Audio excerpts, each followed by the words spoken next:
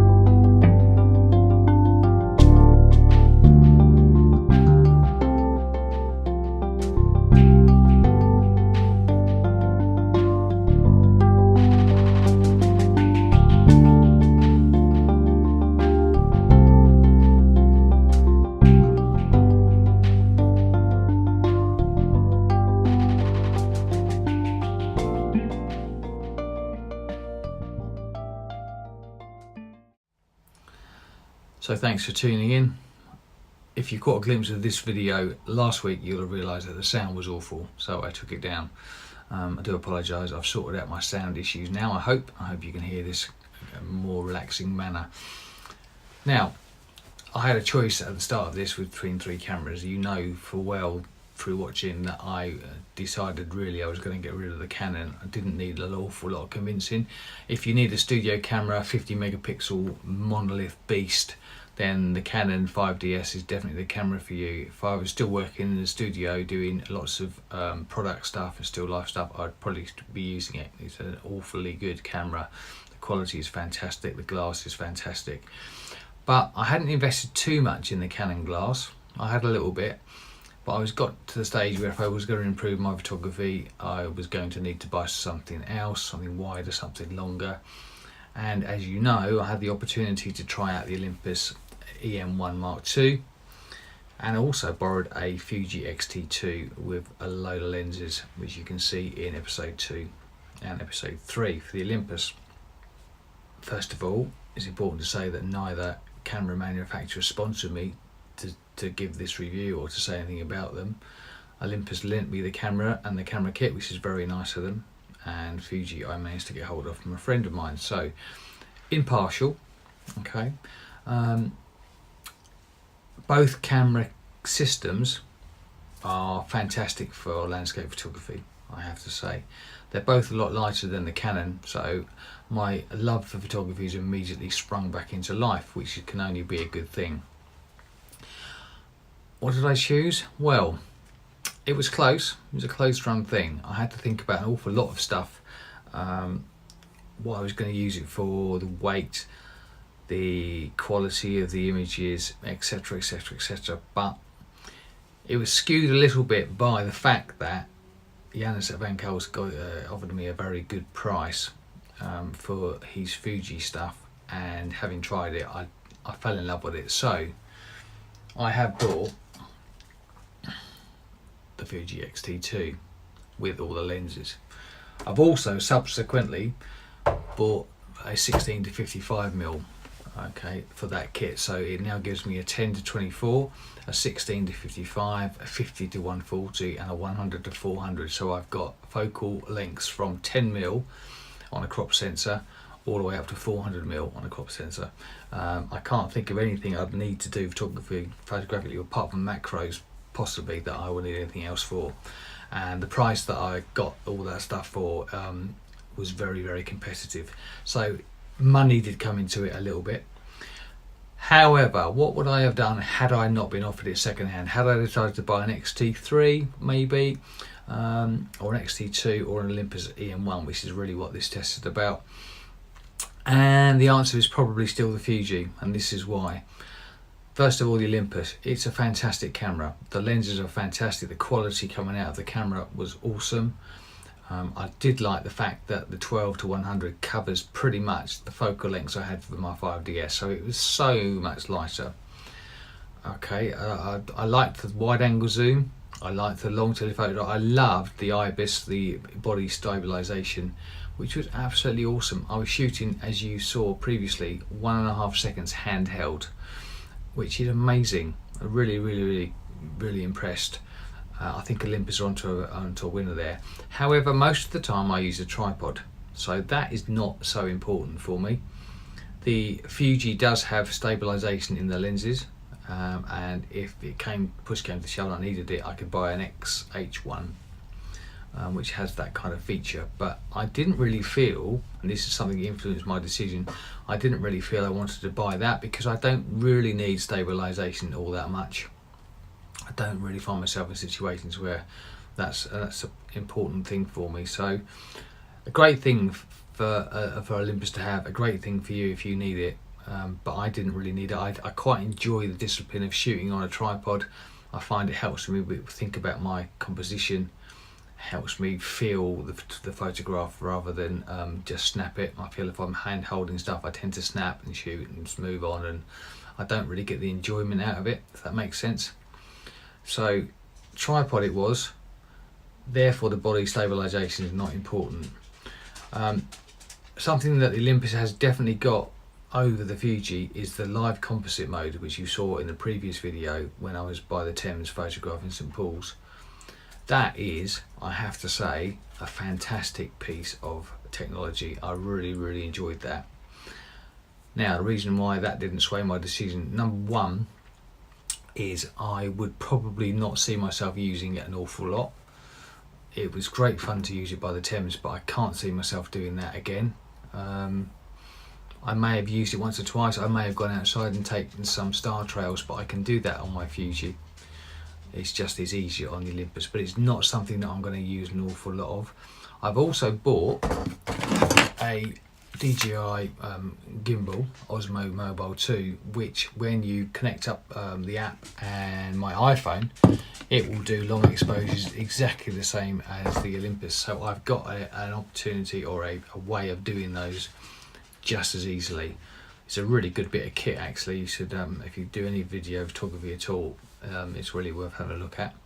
So that was a feature that almost did it for me, but I decided that I wouldn't use it enough. Now the reason I've chosen the Fuji over the Olympus is great, as I say. I found it a bit too complicated to use. I found that when I wanted to try and change something in a hurry, I was having to go into the menu. If I'd clicked a button on the back, there was an AE button on the back of the behind the viewfinder, just about there. And as you may have heard from a previous video, if you had that on the wrong setting, all of a sudden the wheels changed the white balance and the ISO, and I couldn't work out how to change the aperture or the shutter speed. I had to go, I've taken that, I've changed that and click it back again. I found the touchscreen quite good to use in a way, but also I would jog things and move things, and I felt like I was holding it with kid gloves in case I touched anything. I liked on the Olympus the fact that it had custom menus on the top, so you can set it all up, and basically when you turn it to custom 1, for instance, the same as you could on the Canon, all my settings would come up and I know exactly where I was with it. But it wasn't so easy to change once I was doing that, whereas with this thing, this system, this Fuji system, it's so good to just be able to flick that, turn that, there's the shutter speed done. Okay, a little bit of compensation like that, no problem. Here's the ISO, okay, and there is the aperture ring. Now, those three things, the aperture, the shutter speed, and the ISO, are the only three things that I really need to adjust at any one moment. These are the bits when I'm fine-tuning the exposure for my landscapes and having a little play with things. They're there, they're right where I need them. And that's a really important part. Now if I need anything else, and there are lots of features on here, I can get to them through the menu. The menu system itself, let's put that down, is easier to work around. It's much more logical in my opinion to get to stuff, and I haven't been in a stage where, or in a situation where I've kind of panicked and can't find things, whereas with the Olympus I didn't really feel part of it. I felt like I was kind of hoping the camera would do the job for me. Now most of the time it did. It's a great camera, but I also feel, and this is a strange thing to say, I also feel that the Olympus was doing the job for me, whereas with the Fuji it's just a tool for me to use creatively. So I am controlling the picture.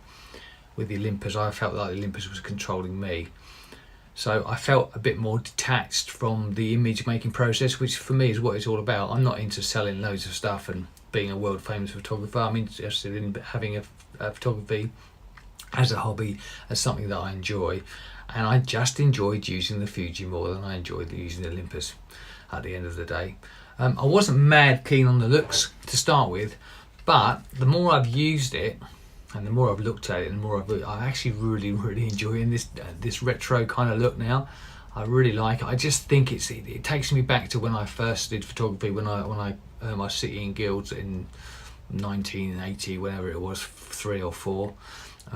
It was just like a proper camera. The only thing I need to do now is develop it in the darkroom and get into some film. But to be honest, the digital process now is so lovely that it is the best of both worlds. It's got modern technology in an old kind of fashion body. I also like, by the way, the fact that can I see that the shutter, so there's a continuous low, continuous high and single. Okay, so that's all to hand there, and I used that just the other day. I was shooting some I put the picture on the screen actually. I was shooting some pictures at Felixstowe with the waves coming in and the tide was crashing, so I did some continuous motor drive stuff.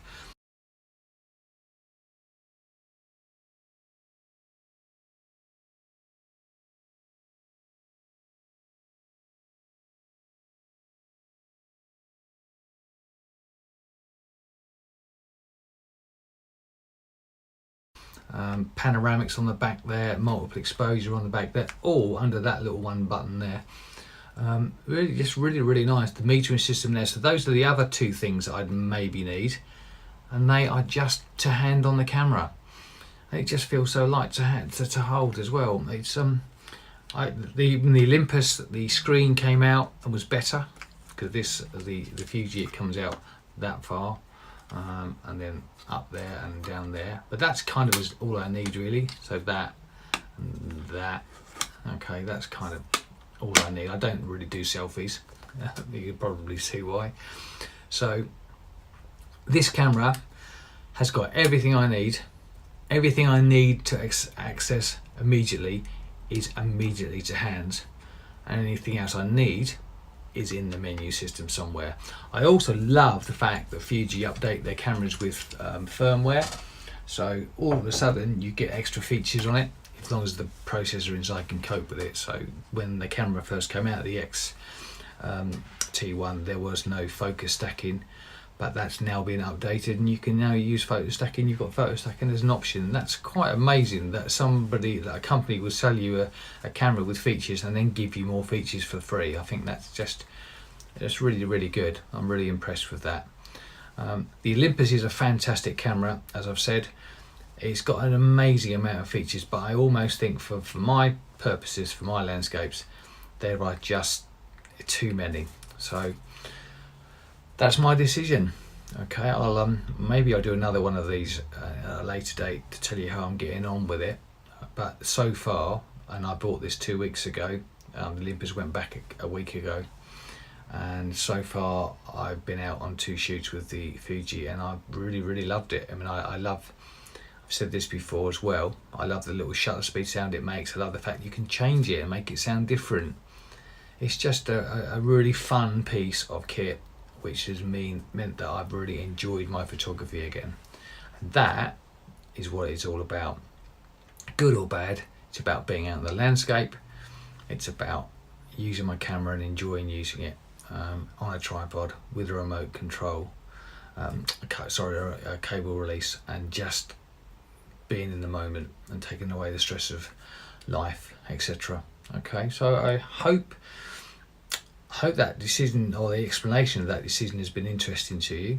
You may feel I've done the wrong thing, but that's obviously, you're perfectly entitled to your opinion. It may not be the right choice for you. If you do video, the X-T3 is the way to go. But I'm happy with what I've done. So it's been a long journey really. It's taken a lot of thought, a lot of research, and a lot of photographs. But at the end of the day, I'm really happy with what I've got. So thank you very much for watching. Give me a thumbs up if you've liked it, leave a comment below and I'll get back to you if you've got any questions about anything that I've said in the last 4 videos, and who knows, you may come across me again. So if you press that subscribe button, you won't get bugged by me, but if I put some more content on, then you'll be able to see that. Okay, so in the meantime, thanks for your support.